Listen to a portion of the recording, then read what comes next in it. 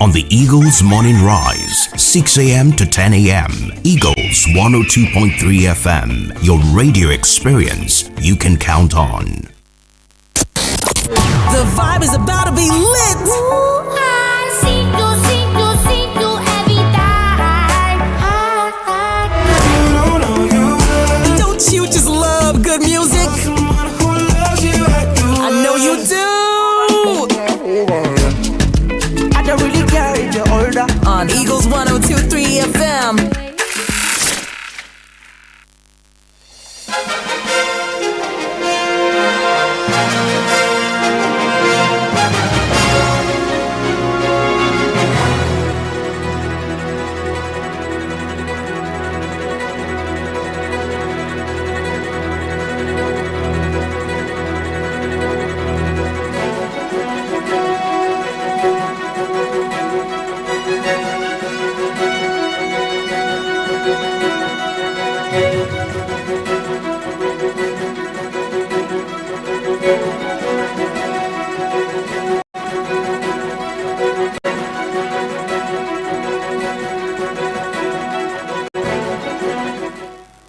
Good morning. Welcome back to the conversation. This is Eagles Morning Rises Breakfast Show. Is how we start your day the right way. We say this for the 18th time, and this is because we want you to also herald this to your friend, family, associates, and let them know that it's time to talk politics and current affairs for today, July 6, 2026. My name is Uduak Daniel. And of course, my name is Omotola Adeleke, also known as Omoti Babanla. It does seem as though a noise making these days is a lucrative business. Yeah. Just like we are having banditry, terrorism becoming a lucrative business.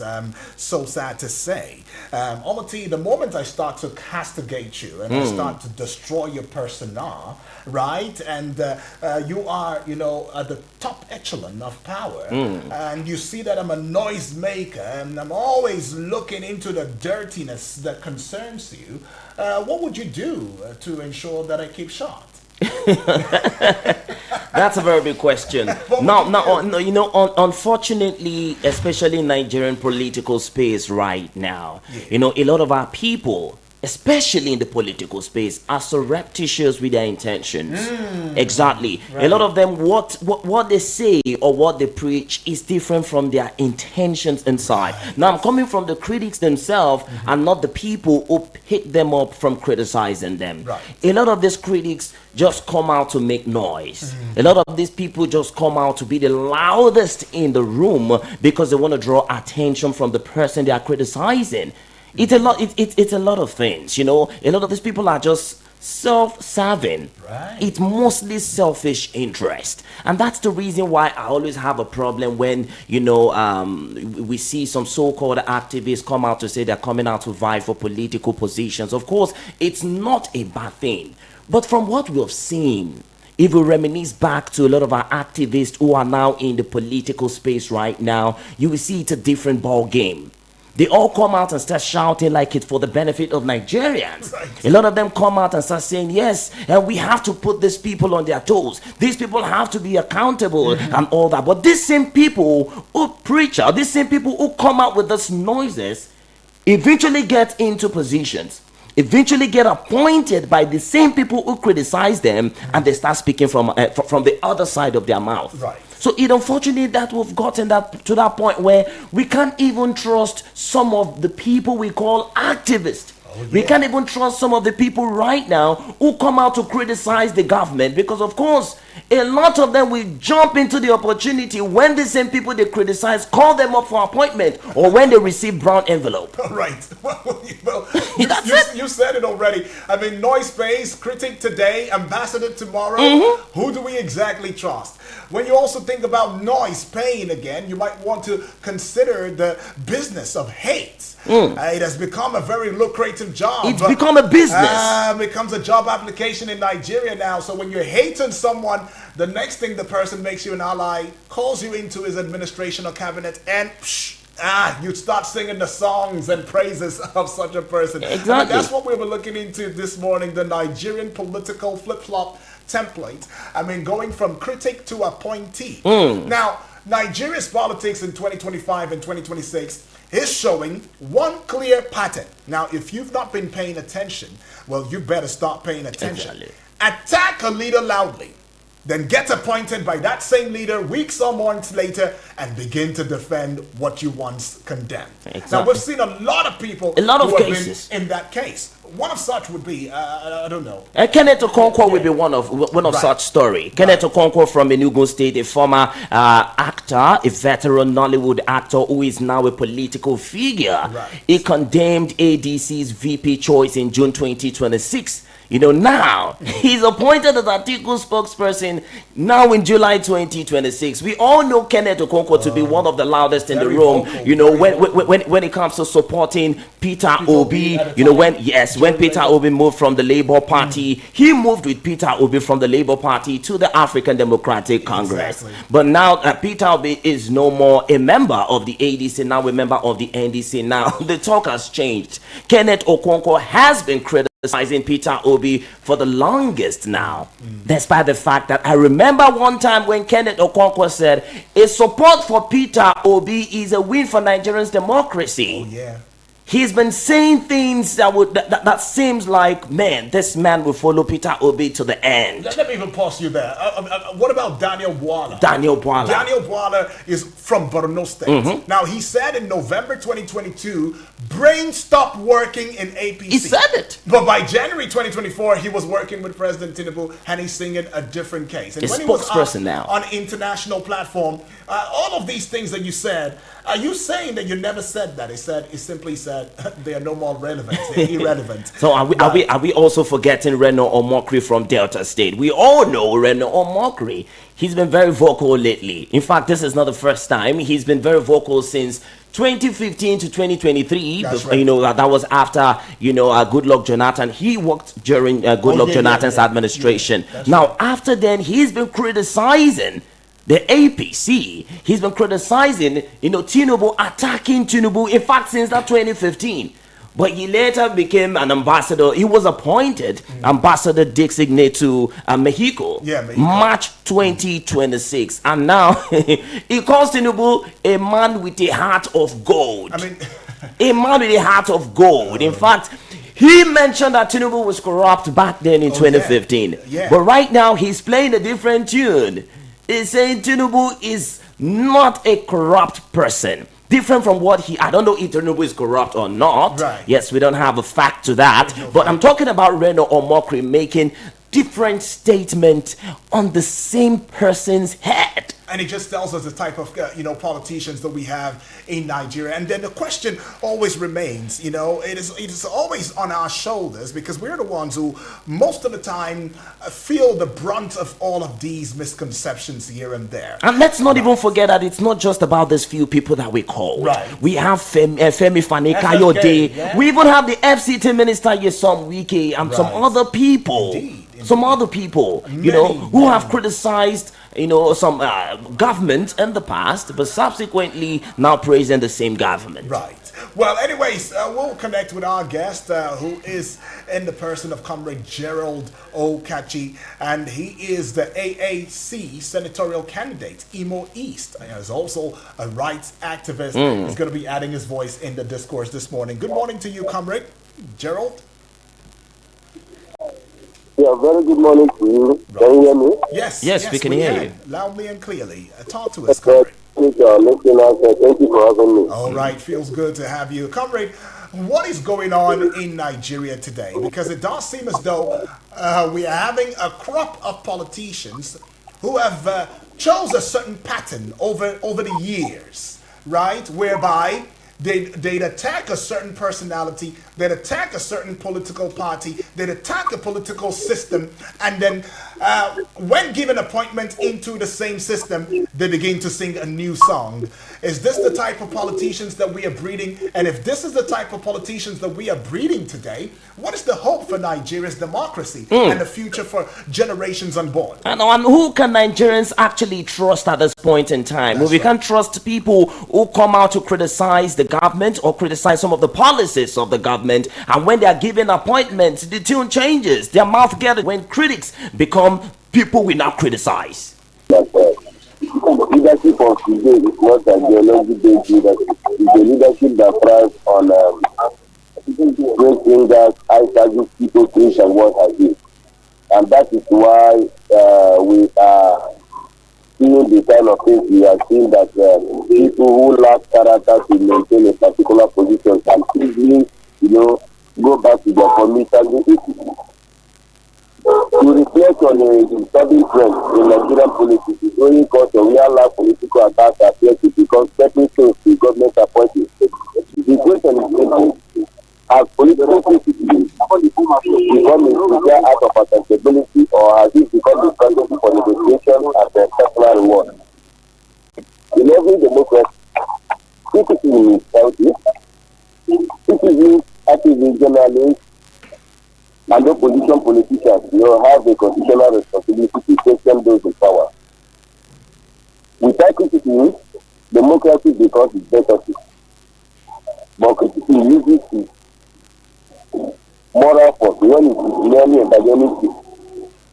So too often Nigerians are witnessing individuals who spend months on condemning a particular position of government as incompetent, corrupt, or oppressive, only to accept appointments from that same government or individuals without explaining what changed overnight. Those who once described politics as disastrous suddenly begin defending them. The government they called the worst yesterday because the best today. This recurring pattern creates what many Nigerians now describe political flip-flop. So I think the sequence is often predictable. Attack the government aggressively, gain popular or public attention and media visibility, give the loyal political settlement or following, give appointment of political reward content.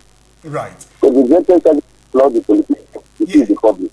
Okay. Well, let's look into some historical context here. Now, if you recall that in 2014, Chief Femi Fani-Kayode, the then PDP chieftain, he described General Muhammadu Buhari at the time, the late general and former president, as a religious bigot and dictator.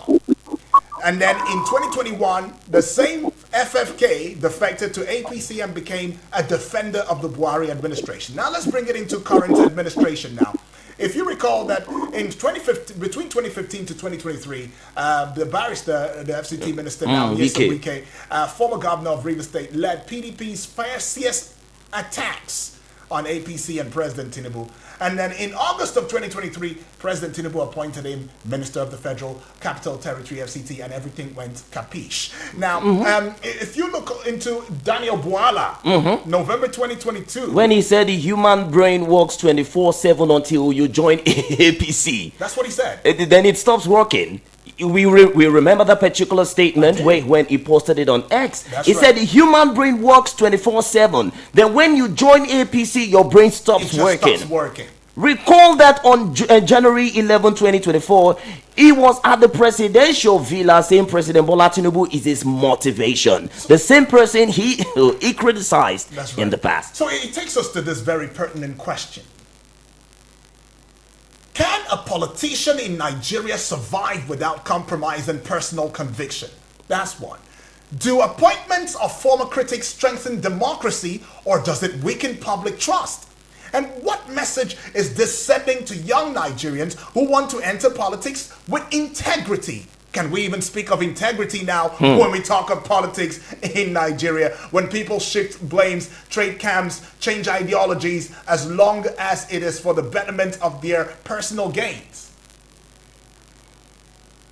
If you listen carefully from the beginning, I want to inform you that part of the culture of leadership, the leadership that drives high people with double mouth, just of personal gain.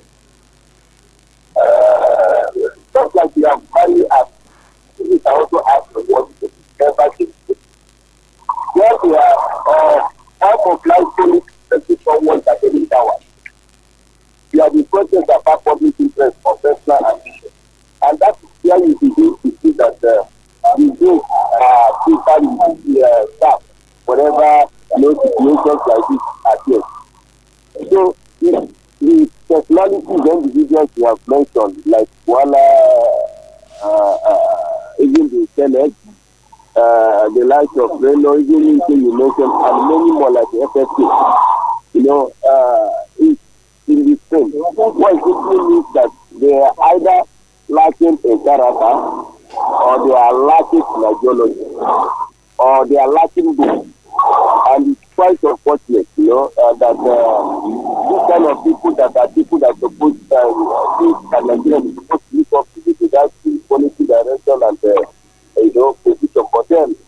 What we see today is that the tomorrow to become masters of the government. And at the end of the day, we see the embarrassment because just as recent a few months ago, we saw this issue that I think the Bwala went to somewhere outside the place of because I think we did. And the embarrassment because itself. It's just that when our people do this kind of thing, they are not Africa. That you can defend that. Some of the positions you hold in the past, you can use tactical position, to express yourself why things differ with regard to reality to this state. But rather than doing that tactically, they will, do what Nigerians are known for, deny, or maybe claim that they are presented of the form or maybe that the press or that you are pushing you or what have you. Yeah, but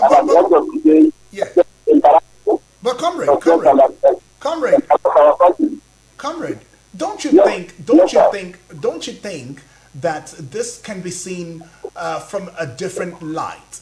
Now, when a leader appoints someone who once attacked him, from your own perspective view, and for some Nigerians now, doesn't it show capacity to forgive and look beyond personal grievances?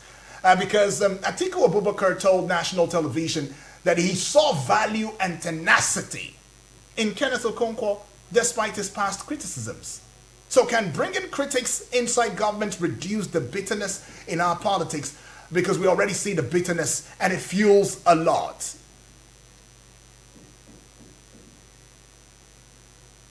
Are you there? Yes, I am. To answer your question, why it appears like our leaders often treat people with black mouth in this kind of circumstances because our people thrive on emotions rather than substance. Instead of taking issues, we like things that fit our desires.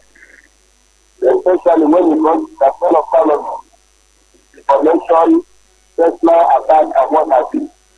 So those things try, especially that the country that family divided by trying to be religion and what have you. So the louder you are with regard to personal attack or efficient propaganda, the better chances to draw attention to people that will use it for certain family because it's something that practice. Don't forget that the Nigerian situation poverty at all time high. So people easily follow what they hear from these people, they think that they are intelligent or well informed, especially when they begin to transition absolute ill-informed positions as just like people and just to use them. So that's why it has been. Okay. Hello, comrade.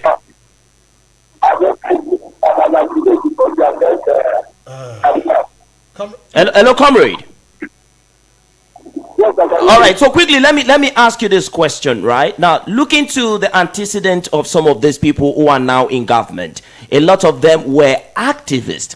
A lot of them were speaking, supposedly on behalf of Nigerians. A lot of them always come out to say, no, the government is not doing this. These policies are anti-people and all that. And right now, some of them are in politics. In fact, most of them are in politics, and it's a different thing entirely. Now, the question is, don't you think activists should not be a part of the political system? If you want to be an activist, just be an activist and talk for the people. If you want to be a politician, make it clear.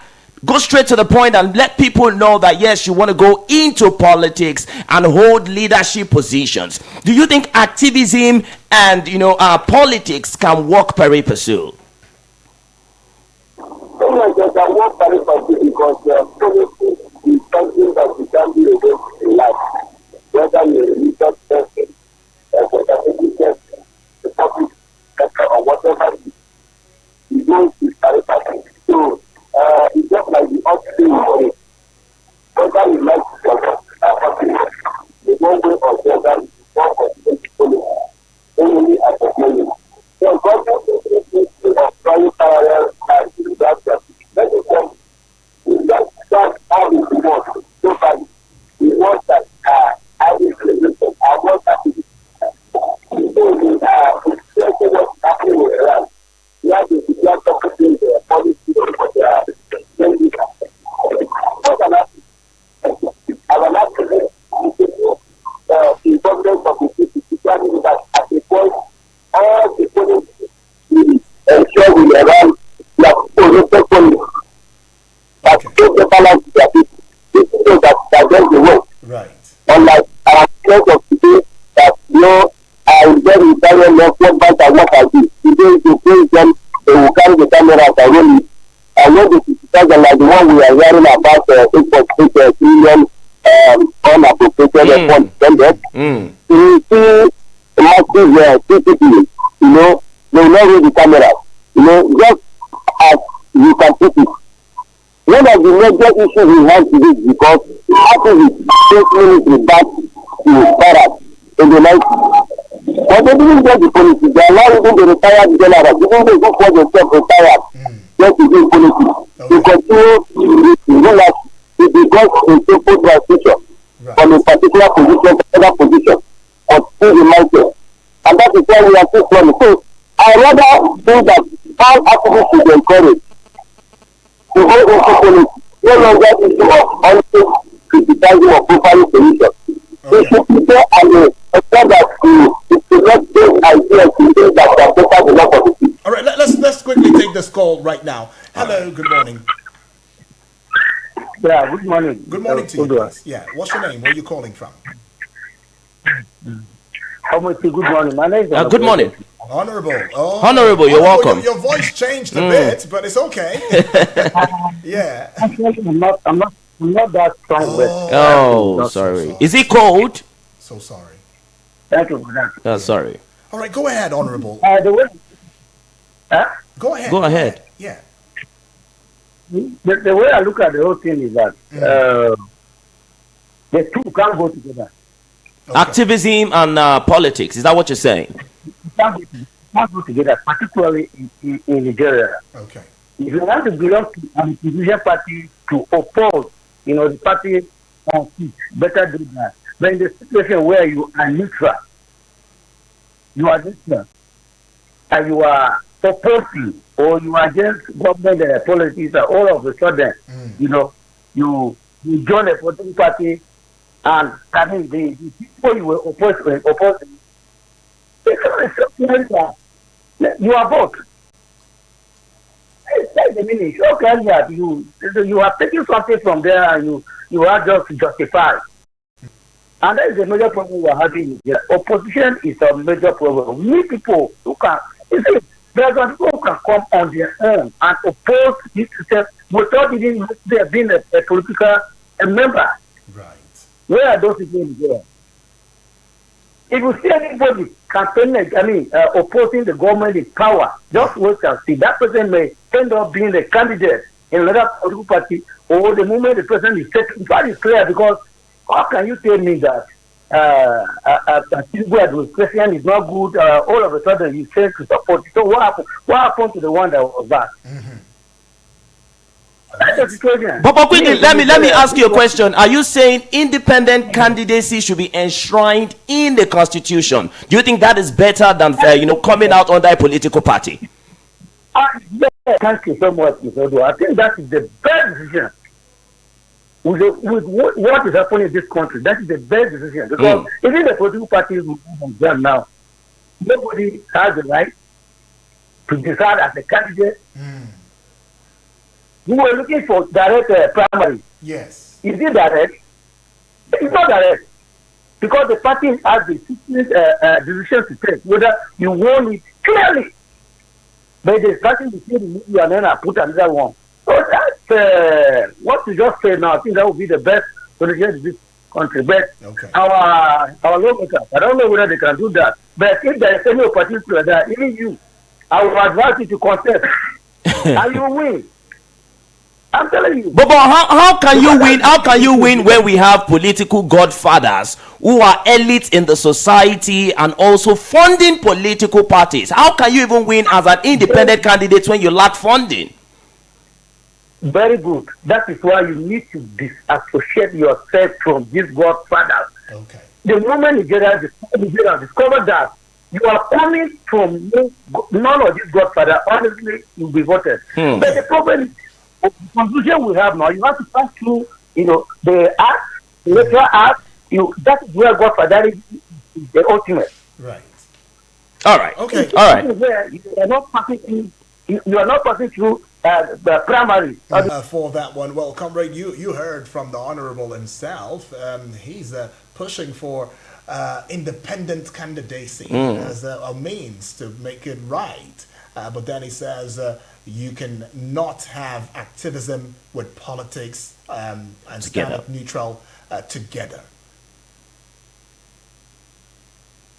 Yes, to you. Well, Honorable Edwards is saying that, look, you can't have activism and still be a politician At the same time. No, that's position, honestly, I counter is quite different because activism is one of the characteristics you need from a good leader. But comrade, in the past we have had activists. We also remember Adams Oshomole.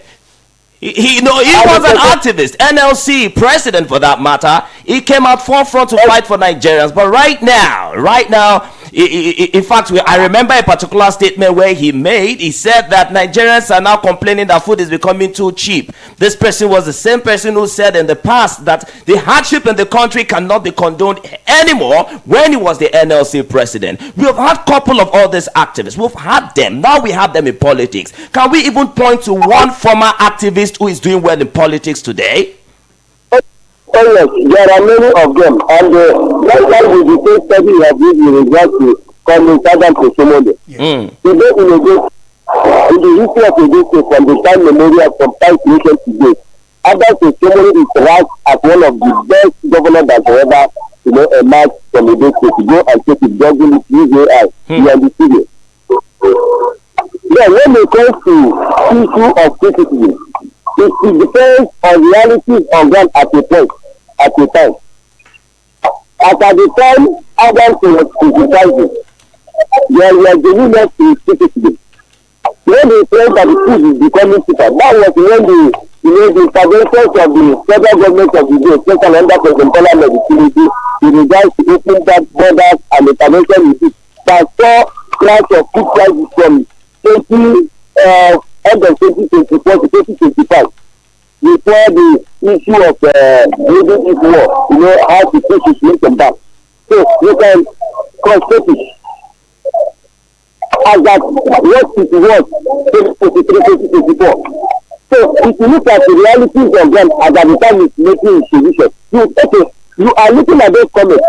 What about this position in regards to challenges that we are facing the aviation industry? What about his position with regards to xenophobic attacks? What about his position with regards to corruption that is going on in National Assembly, especially with regards to MSPC and the alleged accusation of Akadmi and the daughters being affected? What is what you can get only from activists? They have the courage, the political will, the tenacity, and the technical they have to present issues. Okay. Well, they don't mind us God. The first issue of new political correct of flexibility, and that is what Atiku is where we are. You look at around the world, all the nations that have propelled and progressed very well. Okay, let us start with our current president. That he was able to manage Lagos State when the federal government under Atiku Abubakar, was hard on him with regards to the reason of allocation to local government. He was able to manage the state. That's because he has the political will. If you don't, you want an activist, you will support. You're talking about President Bola Tinubu, right? Yes. Okay. When He was a very Steve? all those fellow governors election in 2007, how many of them can match his record today? Let's take this call. Let's take this call and hear from a family member. Hello, good morning. Okay, good morning, this family. Triple D. Good morning. Awesome. Well, Good morning. Talk to us, Triple D. Okay, my name is Triple D, calling from Waru. Yes. You and Omokri, you have asked a very sensitive question, and for me, that's my personal opinion. Truly, I'm not okay with the answer. For this Nigeria and the system we have, to me, anybody you see that person going into activism, he just wants to gain the popularity of masses in order to single his way to politics. I want to single. One of you ask this question. Anybody that has done extremely well in activism and he remains, that same person, after some time, you will become to another party. If truly you are an activist and then you want to remain an activist to help the masses, why are you now singling from one party to the other? Why? So to me, I found out that activism in Nigeria is a good one, but most of them it's a cheapest way.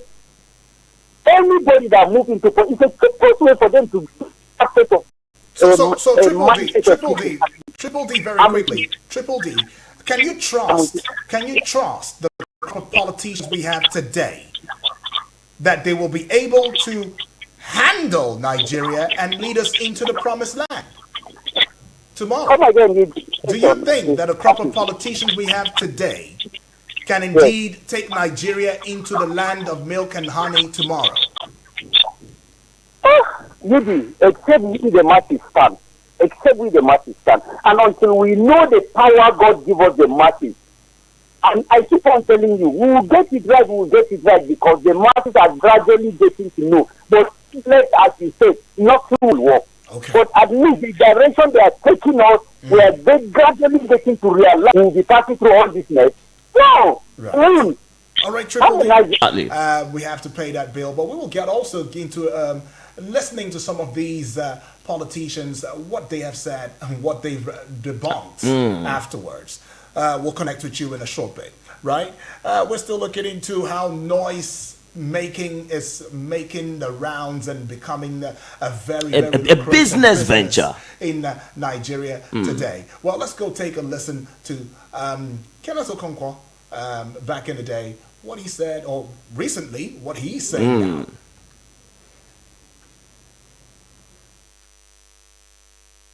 Atiku has the national award in corrupting the generation before him and corrupting the generation after him. A few moments later. Atiku Abubakar is a talent discoverer. For real? I met him the first time March 1st, 2025, when he graciously sent for me and I went to meet him and we talked. Pleasant man who is looking for the good of Nigeria, and we kept relating since then. I didn't want to make the mistake I made first. Atiku has the national award in corrupting the generation before him and corrupting the generation after him. Atiku Abubakar is a talent discoverer. For real? I met him the first time March 1st, 2025, when he graciously sent for me and I went to meet him and we talked. Pleasant man who is looking for the good of Nigeria, and we kept relating since then. I didn't want to make the mistake I made first. Man. You heard that? I heard that. Right. It's unfortunate that in Nigeria, just take food from a man's hand. Oh, yeah. I'm saying this generally, and it's unfortunate. But even though I feel we still have some individuals who have integrity, some individuals who still have this, goodwill inside of them. But take food away from some of these men. They will criticize you. They will insult you. Then give them that food back again, and they will praise you. And MOT makes me really wonder who can best the current president, the president Bola Tinubu today, because I mean he's done it in Lagos State while he was there, of course, you heard from the guest, he was able to manage Lagos State even under the former president Obasanjo at the time, right? And he is there now as the president. And the various calls that I get, about, we should be unseated. He will not make it 2027. Don't mind me. I'm sitting on a fence, but I'm just saying that with this type of language from politicians, in quotes, I don't know what type of candidate we're looking at in 2027. Let's get to hear what but let's also not forget, aside, when some of us talk about Tinubu, managing Lagos State when he was the governor between 1999 and 2007. Aside what he had done, because I've heard a couple people, talk about Tinubu making Lagos State the Lagos State that we see, developing Lagos State. Let's not also forget that Lagos State has been Nigeria's commercial capital for decades, even before Tinubu became the governor. We also have successive governors, including Babatunde Fashola, Akinwumi Ambode, and Babajide Sanwo-Olu, who have also expanded Lagos State in a good way. So it's not solely a Tinubu thing. Oh, wait, it's not solely a Tinubu. We also have private sector businesses and millions of residents who have also driven the state economic growth. Hold up a bit, Omokri. The truth is, do you agree that it's easier to destroy than to build?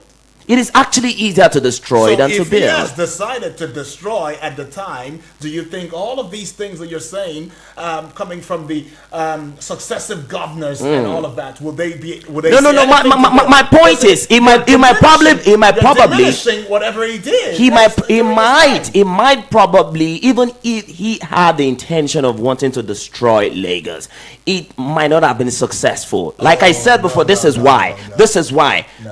Lagos State is a commercial hub. You can't just bring down the government can't just bring down the commercial hub. We have the private sector performing excellently well in Lagos. Right. Businesses and millions of residents, like I said before, who are driving the economic growth of Lagos State. Okay. So it is not just a Lagos State thing. It's not just a Tinubu management kind of thing, because of course if it's just a Tinubu management kind of thing, then what happens now? What is happening right now? Okay. What is happening right now? Let's take a listen to Daniel Bwala, because if we continue like that, we won't end the show right now. Let's just take a listen to this one. Tinubu and his people created a militia. Who said those words? Tinubu and his people never created the militia. So why did you say they did on January 22nd, 2023? I never said that.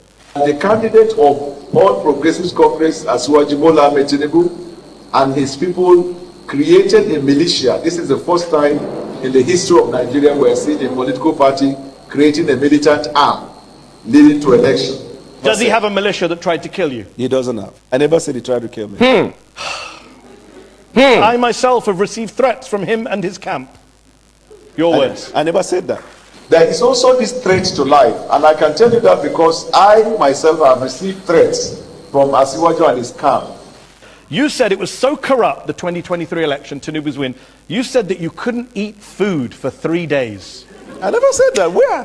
Yudi, I think it's enough. Complaints were raised all over Nigeria. Yudi, I think this is so embarrassing. This is so embarrassing. That's the country. And this is so embarrassing today. But you know what? We'll leave you on that note. Let's just go pay some bills. We'll be back. We'll be right back with his wealth.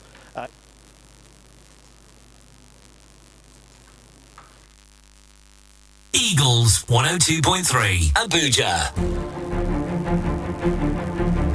When President Bola Tinubu appointed Nyesom Wike as Minister of the Federal Capital Territory in August of 2023, expectations were high. Known for his infrastructure-driven administration as Governor of Rivers State, many Nigerians wondered whether he would bring the same pace and energy to the nation's capital. Nearly 3 years later, Abuja bears visible signs of a government determined to accelerate development. From major road construction projects to urban renewal initiatives and increased budget performance, the Federal Capital Territory has witnessed significant activity under Wike's leadership. One of the most visible aspects of the administration has been its aggressive infrastructure agenda. Across Abuja, new roads have been constructed, while several abandoned projects have been revived and completed. Major road networks linking urban districts and satellite communities have improved accessibility, reduced travel times, and opened up economic opportunities for residents. Rural communities have also benefited from road projects aimed at connecting previously underserved areas to the city center. The administration has also embarked on the construction and rehabilitation of critical public facilities. Among these are the renovation of the International Conference Center, the construction of the Abuja Division of the Court of Appeal, and the development of key interchanges designed to ease traffic congestion within the city. Beyond physical infrastructure, the minister has repeatedly emphasized fiscal discipline and project delivery. According to the FCT administration, Abuja achieved between 90 and 95% implementation of its 2024 budget, a figure described as one of the highest performances in the history of the territory. The administration maintains that virtually every project captured in the budget received attention and funding. Supporters argue that this level of execution demonstrates a commitment to translating budgets into tangible projects rather than mere paperwork. Residents in several communities have acknowledged improvements in road infrastructure and access to government services. Community leaders in rural districts such as Kwali, Buari, and Gwagwalada have praised projects that have brought development closer to grassroots populations. Economic activity have also received a boost from the administration's infrastructure push. Construction projects have created jobs, stimulated local businesses, and enhanced investor confidence in Abuja's development prospects. The government has consistently maintained that infrastructure remains a key driver of economic growth and improved quality of life. There is broad acknowledgement that Abuja has experienced an unusually high volume of visible construction and infrastructure activity during this period. On several occasions, President Bola Tinubu has publicly commended Nyesom Wike for what he described as his commitment to project delivery, urban renewal, and the transformation of the Federal Capital Territory. During the commissioning of various projects across Abuja, the president praised the minister's drive, describing the pace of development in the FCT as evidence of purposeful leadership and effective governance. For many observers, the relationship between the president's vision for the nation's capital and the minister's execution of that vision has become one of the defining features of the current administration. Beyond Abuja, the minister's performance has also attracted attention in his home state of Rivers. Many Rivers people, community leaders, youth groups, women associations, and stakeholders have expressed pride in seeing one of their own entrusted with the responsibility of managing Nigeria's capital city. Several groups have publicly thanked President Tinubu for finding Nyesom Wike worthy of such a strategic national assignment. As the Federal Capital Territory continues its journey towards becoming a modern, efficient, and globally competitive capital city, the legacy of Nyesom Wike's tenure will likely be judged by the durability and impact of these projects in the years ahead. For now, the roads, bridges, public buildings, and renewed construction activities across Abuja stand as visible markers of an administration focused on infrastructure, execution, and transformation. This has been a documentary on the performance and achievement of the Minister of the Federal Capital Territory, Nyesom Wike, since assuming office in Abuja in 2023. Sponsored by K&K Construction Property Homes Limited and engineer Kelvin Dobbin Green and Friends. Eagles 102.3 Abuja. Eagles 102.3 Abuja. Things they happen for our community, eh? Now I can recoup back all the money I have spent on this annoying family. Hey, yeah. That woman own don't finish, my dear. Let's go and greet them, okay? Hey! Join media collation and awareness to hold trafficking, MICAs, on I Wish I Knew radio drama and program every Saturday at 10 a.m. on Eagles 102.3 FM Abuja. Join us to kick human trafficking out of our society. I Wish I Knew radio drama and program is brought to you by MICAs and funded by the Ministry of Foreign Affairs of Denmark.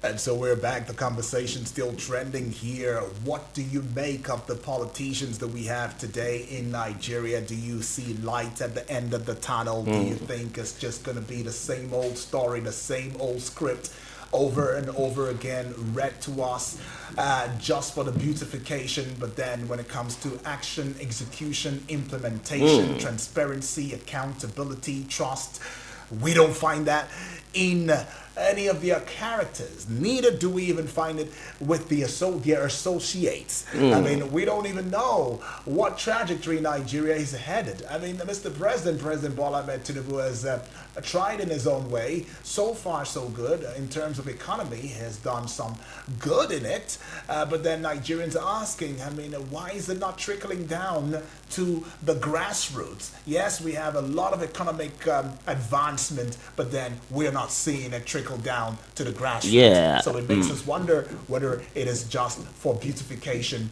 or it is a solid economic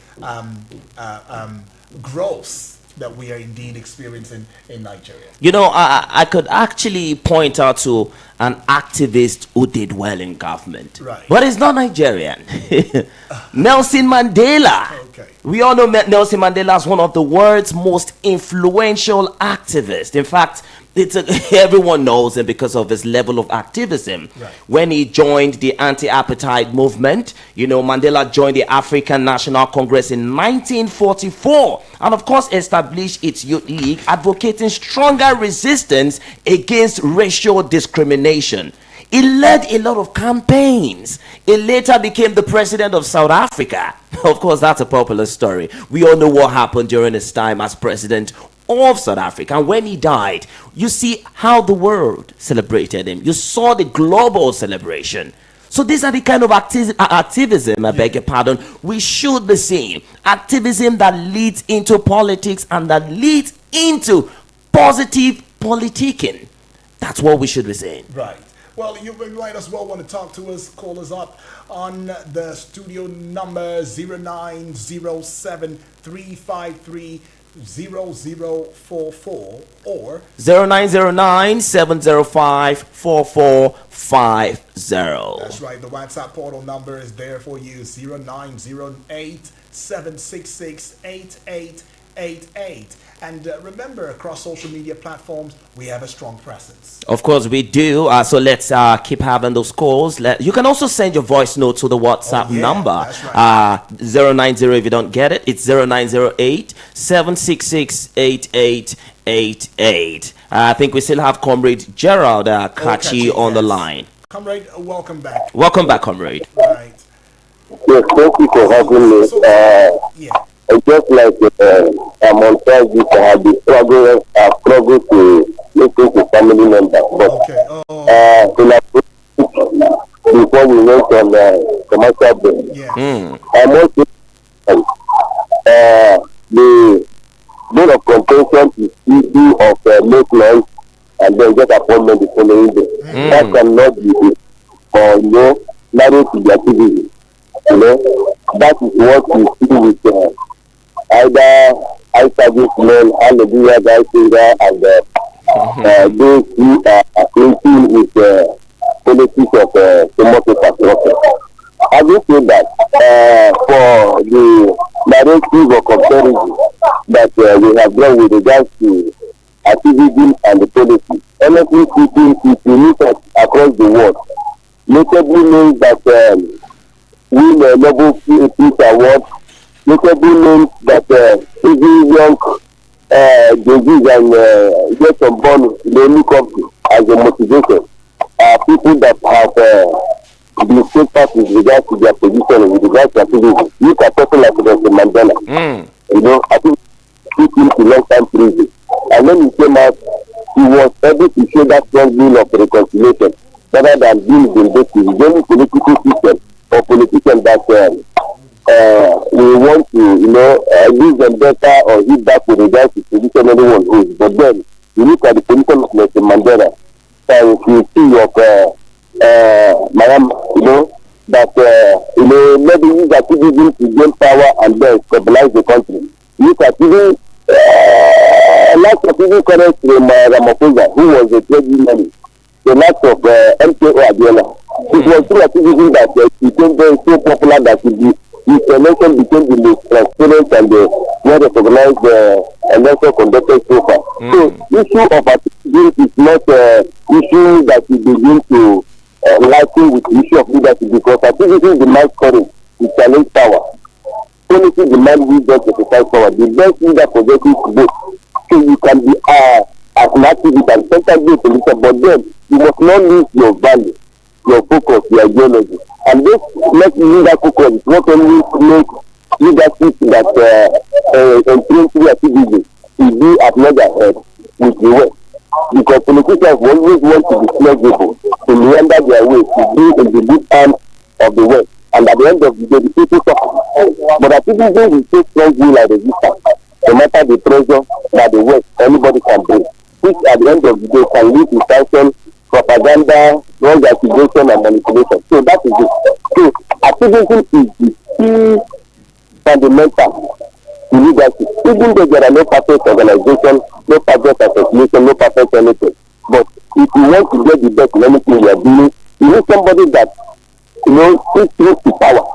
Somebody that holds a very strong background and ideology, rather than the one that neither here today nor there tomorrow. Right. That is a stable water. Well, if we are to make a comparison with other countries, in fact, you would discover that the Political Parties Act 2011 and the Elections Act in Kenya require members to resign and wait before contesting on another platform, and that is creating a cooling off period. In South Africa, the ANC and the DA members who defect are often punished by voters.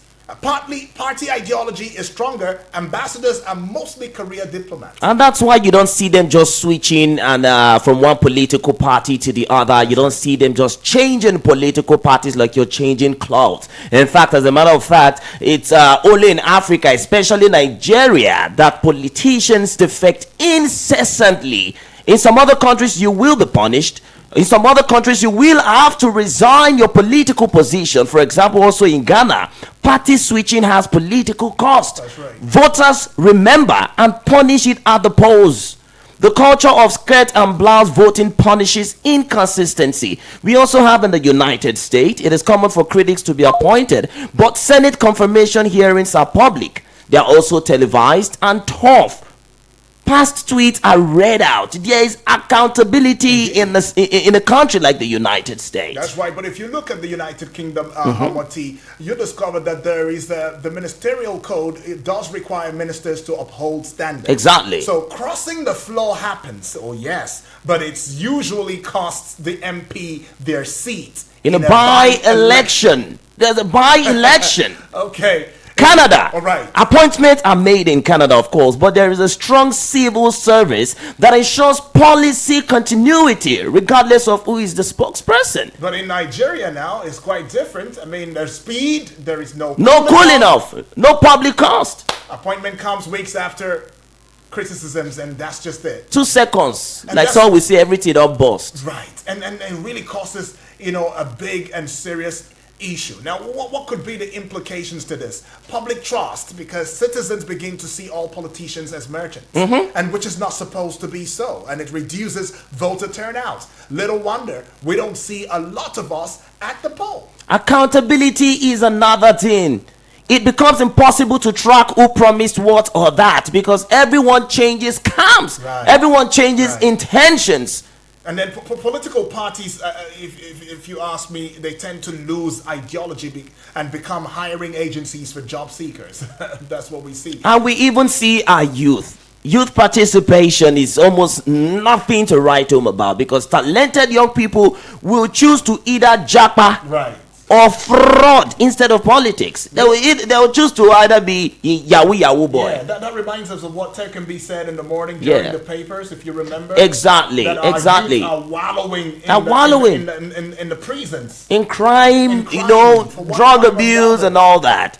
And those ones that don't even want to go into crime will prefer to run out of the country for greener pastures instead of even getting involved in active politics. Well, every new appointee brings new talking points, so government policy looks confused when it comes to policy consistency and all of that. What do we really expect from stakeholders and Nigerians? Mostly, people will say the bulk of it rests on the shoulders of the electorate. So you're the one who decides who will indeed claim or sit legitimately on any stool that is of public consumption, right? Whether it is the presidency, whether it is whatever it may be, you decide which your PVC. But what do we expect now? We are expecting that there should be a publishing of the criterion cost for all 65 ambassadorial appointments. I mean, all of these should be put out there. But let's enforce a minimum party membership period before appointment. It's very important. And it's also pertinent that we create a public database that tracks what public officials had said versus what they will now say today. That's right. Yes. Very important. We should have these things on board. There should be a database. In fact, before you bring in someone into your cabinet and all that, let's go through these things and let the people decide. Right. Well, we can go on, but civic education in schools on how to evaluate politicians beyond slogans. It's also very, very important, though. But I wish we could go further. I don't think we have that. Of course, most importantly, get your PVC. And I was also joyful. I felt happy when Congressman Riley Moore, said they were going to monitor the 2027 elections closely. So the 2027 elections will be monitored closely by the United States of America, and I want to believe it should be more than just monitoring. I want to believe there should be a certain level of involvement, even though, yes, some people might want to complain Nigeria is a sovereign state. We shouldn't have interference. We shouldn't have interference. Please don't involve. The way it's going, I would prefer an involvement. No. I would prefer an involvement rather than monitoring. No, let it be about the people. Of course, it's going to be getting them involved. If you vote the wrong people, it's okay. It's on you. But America. No. Getting them involved is not saying they are voting. Right. Getting the United States of America involved is not saying they are part of the electoral, process. That's not what I'm saying. Okay. They should be there to make sure there's transparency. It should not be just about talking. Okay. They should be there to make sure there's credibility of voters. They should be there to ensure lack of, disenfranchising voters, the electorate. That's my point. Because once we hear monitoring, at the end of the day, it's just talk. At the end of the day, it just comes out in the newspaper. The US criticized the elections. It wasn't this, it wasn't that. And what happens in the next election? It's almost all the same. So that involvement should come and be backed up with action from the United States. Not just talk. Right. Ban visas of some of these people involved in electoral offenses.